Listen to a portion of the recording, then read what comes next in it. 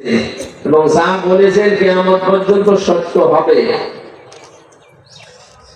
এই কারণে আমরা যদি এই কথাটা মেনে নিতে পারতাম, তখন আমাদেরকে না খেয়ে থাকা লাগতো না, লাঞ্ছিত অপমানিত হওয়া লাগতো না, নিচে পড়ে থাকা লাগতো না, আমরা উপরে উঠতে পারতাম। এক নম্বরে আল্লাহর কিতাব, কিতাব আল্লাহ বলা হয় আল্লাহর কিতাবকে, কোরআনে কারীম যেটা আমরা জানি। দুই নম্বরে সুন্নাত রাসূলিহি, আমার আদর্শ। কিছু মানুষ এখন নতুন করে বের হয় যারা বলেন যে আমরা শুধু হাদিস মানি, আহলে হাদিস। না, এই শব্দটা ঠিক নয়। আপনাকে বলা লাগবে আমরা আহলে সুন্নাত ওয়াল জামাত। নবীজি হাদিস রেখে গেলাম, এই কথা এই হাদিসের ভাষায় পাইনি আমরা। যদি বলতেন আমি হাদিস রেখে গেলাম, পৃথিবীতে এমন কিছু কাজ আছে শুধু হাদিস মানলে আপনি করতে পারবেন না। কথা বলছেন আমার? দাঁড়িয়ে পোশাক করা যায় আছে না? মানে এমন কোন জায়গা যেখানে বসতে গেলে নাপাক লেগে যাবে, এমন কোন জায়গা যেখানে বসতে পারবেন না। এ পর্যন্ত মনে করেন আপনি পানির ভেতরে ডুবে আছে, চারিদিকে শুধু এই ছয় ছয় পানি, এখন পোশাক লেগেছে, বসে করবে? বসে পোশাক করতে গেলে আপনার জীবন থাকবে? সুতরাং এই সমস্ত জায়গাগুলোতে যদি বলেন না আমি হাদিস মানবো, আমি হাদিস ছাড়া কিছু মানি না, আমি আহলে হাদিস, আমি শুধু সহিহ হাদিস মেনে চলি, আমি তো মরবে। আমি আপনাকে ছোট করার জন্য না, বাস্তবতা এইটা। কারা এগুলো করেছেন আমি জানি না।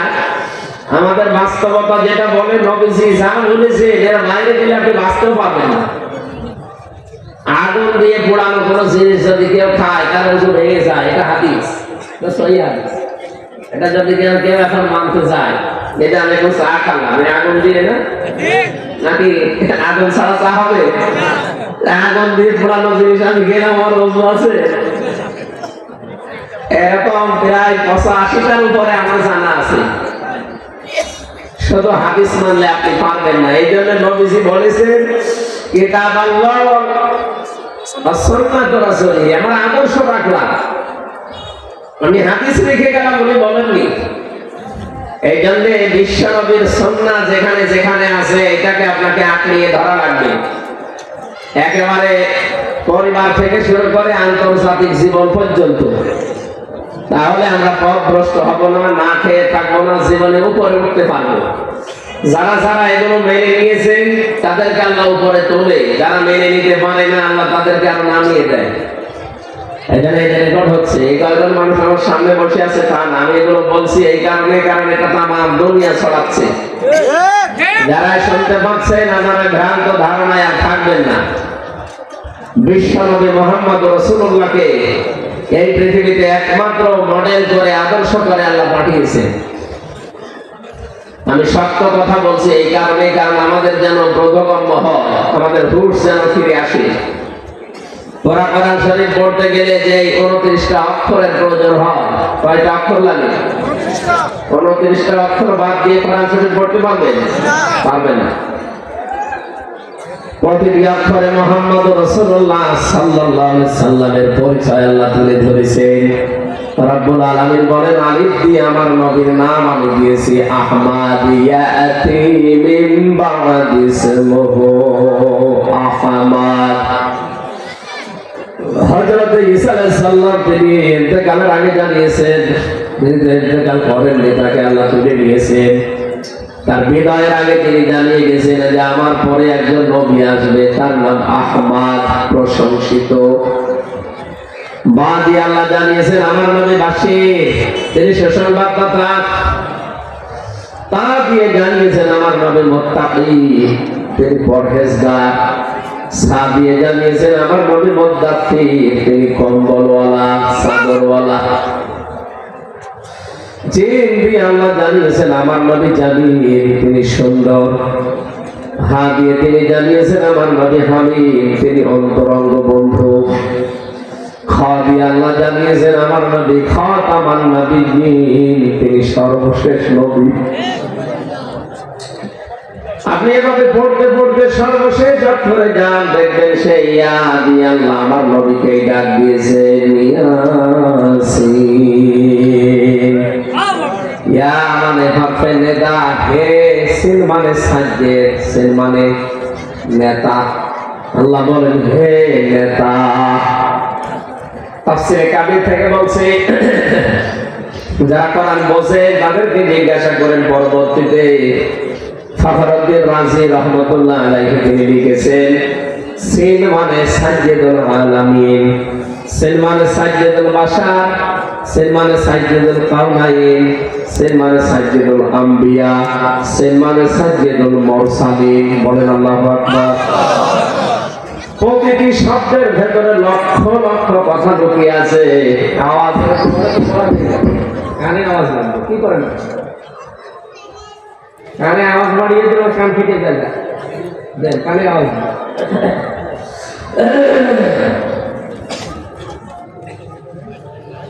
মুফাসসির কিন্তু বলতে পারতেন সাজ্জেদুল আলম মানে দুনিয়ায় শেষ। 257টা রাষ্ট্র দিয়ে এই পৃথিবী গড়া। এখান থেকে তরকারি একটু সরে বসে, আমার কানে আওয়াজ লাগুন, নাই তো গলা ভেঙে যাবে ভাই। দেন আওয়াজ বাড়িয়ে দেন, এটাতে একটু ফাঁকা করে দিন। কানে আওয়াজ লাগলে আমার কথা এত জোরে বড় লাগবে। 3টা বছর ফাঁসির কন্ডের সেলের ভেতরে পড়েছিলাম, জীবনটা শেষ করে দিয়েছে জানে না। কথা বলতে পারছি, এটাই তো আমার বড় শুকরিয়া। জীবনও তো কোনোদিন ভাবি না যে বাইরে আলো বাতাসে আসবো। ওরা যেভাবে রেখেছিল আর কিছুদিন থাকলে ছাতা বলেছিল।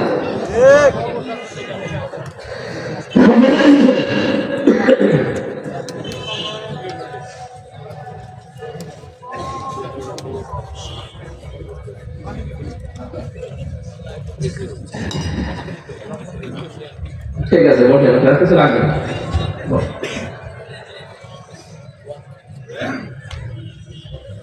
তাফসীরুল কোরআন মাহফিলে এসেছেন, ওনারা লিখেও দিয়েছেন তাফসীরুল কোরআন মাহফিল। একটা শব্দ থেকে যে তথ্যগুলো বের করা যায়, যত চিন্তা ভাবনা করবেন তত নতুন তথ্য পাবেন।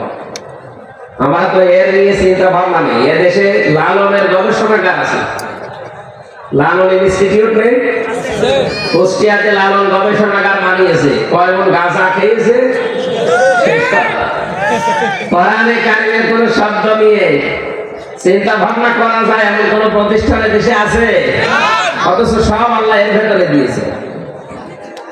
এই যে ইয়াসিন, আমি 5টা অর্থ বের করলাম। এখানে অনেক আলেম বসে আছে, জিজ্ঞাসা করেন তো এর আগে জীবনে নামও শোনেন। 257টা রাষ্ট্র দিয়ে আমাদের এই পৃথিবী গঠিত। এখন জাতিসংঘের আন্ডারে 191টা আছে, বাকিগুলো এখনো সদস্য হতে পারেনি। সব রাষ্ট্র মিলে 257টা। কয়টা? এই 257টার পরে আর পৃথিবী নেই, শেষ। আল্লাহ আলম বলতে পারতেন সাজ্জেদুল আলম, শুধু এই পৃথিবীর জন্য আপনাকে আমি নেতা করে পাঠালাম না, আলামিন বহু বছর। তার মানে এরকম জগৎ যত আল্লাহ বানিয়েছেন, আপনি যদি বলেন আমি পৃথিবীর 257টা দেশে থাকি না, আমি চাঁদের দেশে থাকি, সেখানেও আপনাকে বিশ্ব নবীকে নেতা মানা লাগবে। কেউ যদি বলেন আমি মঙ্গল গ্রহে বসবাস করি, ওখানে জমি কিনেছি, ওখানে নবীকে মানা লাগবে। কেন এত গুরুত্বপূর্ণ বিষয় বারবার বলছে? আজ বাংলাদেশে কিছু নামধারী মুনাফিক বের হচ্ছে, এদের পেটে বোম মারবেন। সূরা ফাতিহা যদি আমার সামনে শুদ্ধ করে পড়তে পারে, ওরা আমি মিষ্টি খাওয়াবো। অথচ তারা ফতোয়া দিচ্ছে যে কোরআনে কারিমে কোনো রাজনীতির সম্পর্ক নেই। আমার এই ছোট মাথা দিয়ে আমি কোরআনে 918 জায়গায় পেয়েছি রাজনীতির কথা। 918 জায়গায় আমার এই ছোট মাথায় আছে, যাদের বড় বড় মাথা এরা আরো বেশি পাবে। কবরের যে 3টা প্রশ্ন, 3টাই রাজনৈতিক প্রশ্ন। ভালো করে শুনবেন, আমি আন্দাজে হ্যাঁ করে কথা শোনার জন্য বলছি না, চিন্তা ভাবনা করে। আপনি এখান থেকে মরে গেলেই তো কবরে যাবেন নাকি শ্মশানে যাবেন? কবরে যান, শ্মশানে যান, যেখানে যান 3টা প্রশ্ন করা হবে। 1 নম্বরে মান রব্বুকা, এর ভেতরে 5টা বিষয় লুকিয়ে আছে। এই 5টা বিষয় রাজনৈতিক। আমাদেরকে পৃথিবীতে আল্লাহ বানিয়েছে রাজনীতি করার জন্য। ইন্নী জাইলুন ফিল আরদি খলিফা, অবশ্যই আমি পৃথিবীতে খলিফা পাঠাতে চাই। আল্লাহ কি বলেছিলেন যে আমি মানুষ পাঠাতে চাই? না, বলেননি। তিনি বলেছিলেন আমি খলিফা পাঠাতে চাই।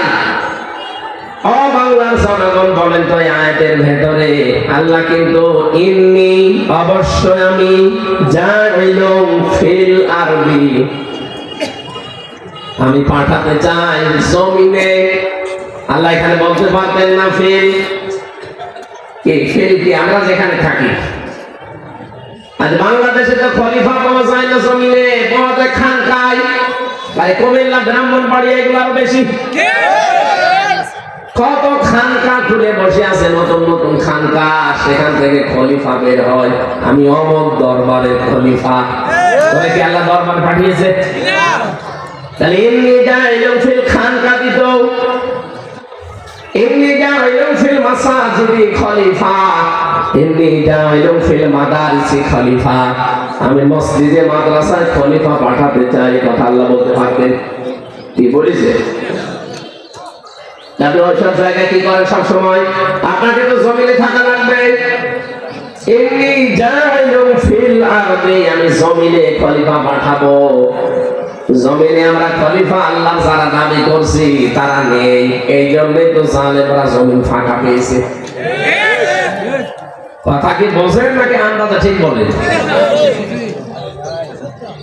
সত্য সত্যই যদি আমরা জমিনে থাকতে পারতাম, জালেমরা জমিনে ফাঁকা পেত না, যা মনে চায় তাই করতে পারতো না। আপনি আজকে লুৎফুজ্জামান বাবরের বক্তব্য দেখেছেন সকালবেলা। 17 বছর লোকটা জেল থেকে বের হয়েছে, পুরাটা পরিবর্তন হয়ে গেছে। আমি ছিলাম ওনার সাথে, পাশের ছেলে, বহুদিন ওনার কাছে কাটিয়েছি। লোকটার আগে কি আছে আওয়াজ আছে কিছু? এত কাছাকাছি মেহফিল দিয়েছিল, এইভাবে কথা বলা যায়? বলেন তো, মানুষ কানে ধরে অন্য কিছু আসতেছে, কানে তুলে দিয়ে রাখি। একজন আসলে জবাব দিয়ে দেন, একজন দিয়ে দেন, আদায় হয়ে যাবে। এমন একটা সময় দিল আমাদের, সময়টা একটু গুরুত্বপূর্ণ বিষয়। আরে বারবার কানে এত আওয়াজ হচ্ছে।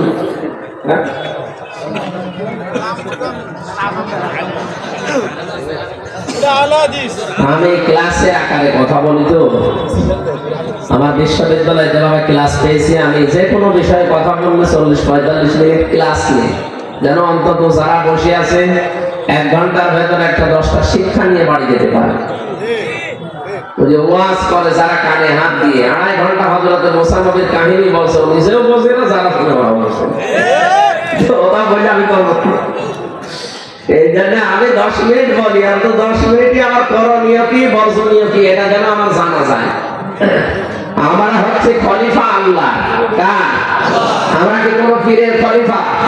বলে তো কোরআন হাদিসে কোন জায়গায় পীরের খলিফা এই কথা আছে? আমরা খলিফা আল্লাহর খলিফা রাসূলুল্লাহ। এই পৃথিবীতে আল্লাহ আমাদের খলিফা করে পাঠিয়েছেন মসজিদে, মাদ্রাসায়, খানকায়, দরবারে, মাজারে। কোথায়? জমিনে। কোথায়? আমি নিজের কাছে যে প্রশ্ন করে বলেন, জমিনে আছেন আপনি? জমিনে থাকতে হলে জমিনে থানা আছে, থানা নেই জমিনে? আদালত আছে, শিক্ষা আছে, চিকিৎসা আছে, সব জায়গা তো জালেমদের দখলে। আপনি কোথায় আছেন? আপনি যে বলেন যে ছেলে মেয়েকে ডাক্তার বানানোর দরকার নেই, ছেলে মেয়েকে ইঞ্জিনিয়ার বানানোর দরকার নেই, বিশ্ববিদ্যালয়ের শিক্ষক দরকার নেই, এগুলো সব জালেমরা বানায়। তো ওগুলো বানিয়েছে জালেমরা, এই কারণে তো সব জায়গায় দুর্নীতি। আজ বাংলাদেশে চিকিৎসা বিভাগ দুর্নীতি মুক্ত হয় না কেন? ডাক্তার গুলো আজ যদি আমরা ডাক্তার শাহিদ জাদ্দারের মতো বানাতে পারতাম, বরিশালের, খুলনার ডাক্তার মতিয়ার রহমানের মতো বানাতে পারতাম, ডক্টর গুলো ডক্টর ফাইজুল হক সিলেট বিশ্ববিদ্যালয় এরকম ডক্টর উপহার দিতে পারতাম, ডক্টর নাসিরউদ্দিন মিজি এরকম ডক্টর যদি বানাতে পারতাম, বিশ্ববিদ্যালয়ে শিক্ষা ব্যবস্থা পরিবর্তন করে ফেলতাম। সবগুলো বসে আছে জালেমদের সন্তানরা, ওরা যা ওদের ছেলে মেয়ে ওটা। এই জন্যই তো জায়গাগুলো দুর্নীতি মুক্ত হয় না। আর এই যে কুমিল্লা, এর পাশের জেলা চাঁদপুরের এক মহিলা আমি মাঝে মাঝে বাংলার হাজিরা দিতে যাই তো দেখা হয় আল্লাহর নবীর সাথে, ফিটনেস বিহীন বিএনপি, লাইসেন্স বিহীন জামাত। এখন তার নিজেরই ফিটনেস নেই আর লাইসেন্স তো নেই। ওই জায়গাগুলো আজ যদি সত্যি আমরা এরকম মানুষগুলো পাঠাতে পারতাম, সত্যি আমরা খলিফাস দায়িত্ব যদি বুঝে নিয়ে পালন করতে পারতাম, এই পৃথিবীটা মিনি জান্নাত হয়ে যেত। এমনকি বাংলাদেশটা আমরা মিনি জান্নাত বানিয়ে ফেলতে পারতাম। সেটা পারি না, কারণ যেখানে যাওয়া দরকার আমরা ওই জায়গায় যাই না। আমরা মসজিদে খানকায় বসে হো হো করছি, অথচ হো হো ছাড়া করি। এটাও যদি শুদ্ধভাবে করতাম তাও তো হতো। কুমিল্লা ব্রাহ্মণবাড়িয়ায় কত নতুন নতুন জিকির আবিষ্কার করে। এই যে আল্লাহর ওলি আপনারা পেয়েছেন তাহির ভাইকে, আলী বাবা, শালি বাবা, কেল্লা বাবা, ফতে বাবা, নতুন নতুন নাম দিয়ে জিকির বানিয়ে আপনাদের করতে দেয়। আর মানুষও দেশে পাগল। কি খান আপনারা? হ্যাঁ, ভাত খান না? অন্তত মাথায় যদি মগজ কিছু না থাকে তাও তো এরকম ভণ্ডামি জিকির করা ঠিক না। কোরআনের কাছে বারবার আসতে বলছিলাম এই কারণে। সূরা ফুরকান পড়বেন, সূরা ফুরকান 19 নম্বর পারা 4 নম্বর পৃষ্ঠা 13 নম্বর লাইনের 68 নম্বর আয়াতের প্রথম অংশে পাবেন। তাফসীর ফি জিলালিল কোরআন সাইয়্যিদ কুতুব রাহমাতুল্লাহ আলাইহি লিখেছেন, ওয়াল্লাযীনা লা ইয়াদউনা মা'আল্লাহি ইলাহান আখার। রব্বুল আলামিন বলেন, রহমানের বান্দা যারা, আমি আল্লাহর বান্দা যারা দাবি করবে তাদের 13টা গুণ দুনিয়ায় তৈরি হবে। তার প্রথম নম্বরে গুণগুলো কয়েকটা আল্লাহ দেওয়ার পরে এইটা জানিয়েছেন, যারা আল্লাহ ছাড়া তারা অন্য কাউকে নাম ধরে ডাকবে না।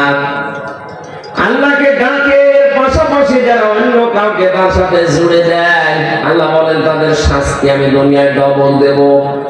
অথচ বাংলাদেশে এইটা বেশি হচ্ছে। বিশ্বের বহু দেশ আল্লাহ আমার ছোট বয়সে, আমি আকিস গ্রুপের খতিব হিসাবে আল্লাহ নিয়ে গেছে ওদের মাধ্যমে। আমি দেখেছি বিশ্বের বহু দেশে যে কোন দেশে এই বাংলাদেশের মতো ভণ্ডামি জিকির চলে না। এদেশে মানুষ জিকির করছে কিছুক্ষণ আল্লাহর নামে, এরপরে কেল্লা বাবা, ফতে বাবা কোথায় আছে? আপনি কোথায় পেলেন? যেখানে রাসূলুল্লাহর নামে জিকির করা জায়েজ নেই আছে না। নবীজির নামে আপনি দরুদ শরীফ পড়তে পারবেন, বিশ্ব নবীর নামে আপনি জীবনও জিকির করতে পারবেন না, কারণ জিকির একটা ইবাদত। জিকির কি?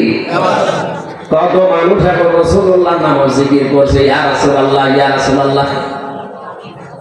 আমি যে যেখানে যে কন্টেন্ট সেলের ভেতরে থাকতাম তার উপর তলায় একজন ছিল, ওই যে সোহেল চৌধুরী হত্যা মামলার আসামি মামুন। 25 বছর লোকটা জেলে ছিল, কিছুদিন আগে বের হয়েছে। আমরা 3:30 4টায় উঠতাম তাহাজ্জুদের জন্য, আর ও উঠতো জিকির করার জন্য।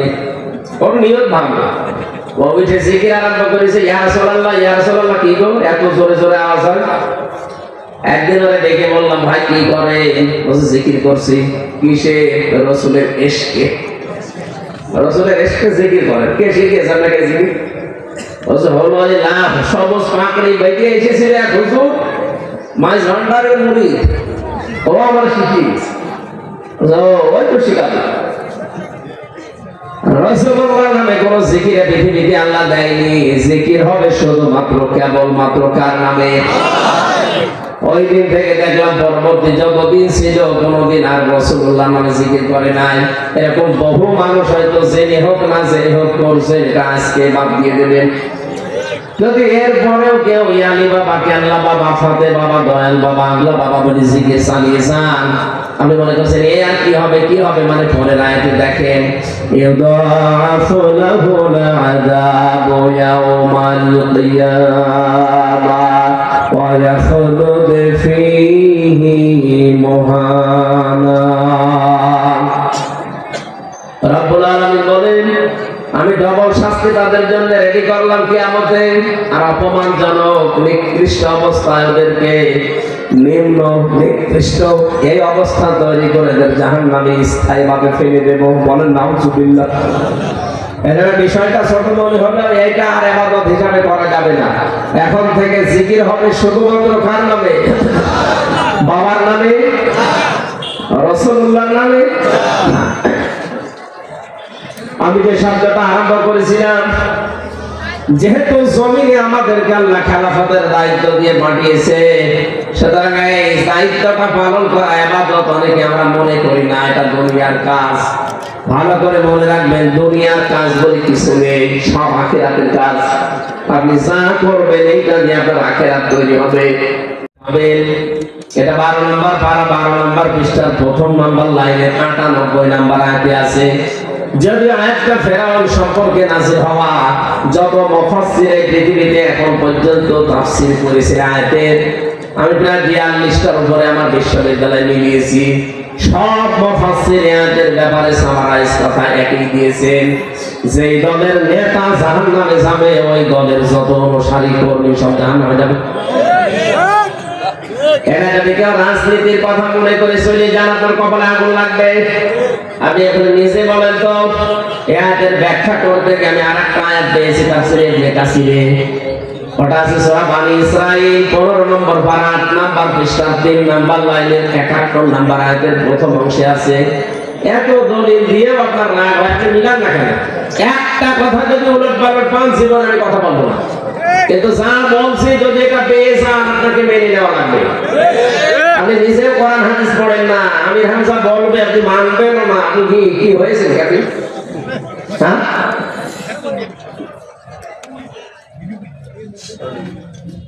সূরা বনী ইসরাঈলের 71 নম্বর আয়াতের প্রথম অংশ আপনাকে খুলে পড়ার জন্য বাড়িতে রেকর্ড করে নিয়ে পড়বেন। ইয়াউমা নাদউ কুল্লা উনাসিন বিইমামিহিম ইলা আখির আয়াত। আল্লাহ পাক বলেন, কিয়ামতের দিন প্রতিটি মানুষকে আমি আল্লাহ বিচারের দ্বিতীয় ধাপে ডাক দেব তার নেতার সাথে। আমাদের দেশে বিচার ব্যবস্থার ধাপ আছে 4টা।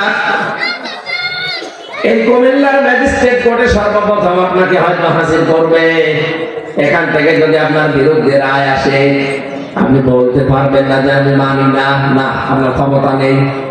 এতটুকু বলার অধিকার আছে আপনার যে আমি ন্যায় বিচার পাইনি, আমি আরো উপরে যাব। যান, আপনি কুমিল্লার জজ কোর্টে যান।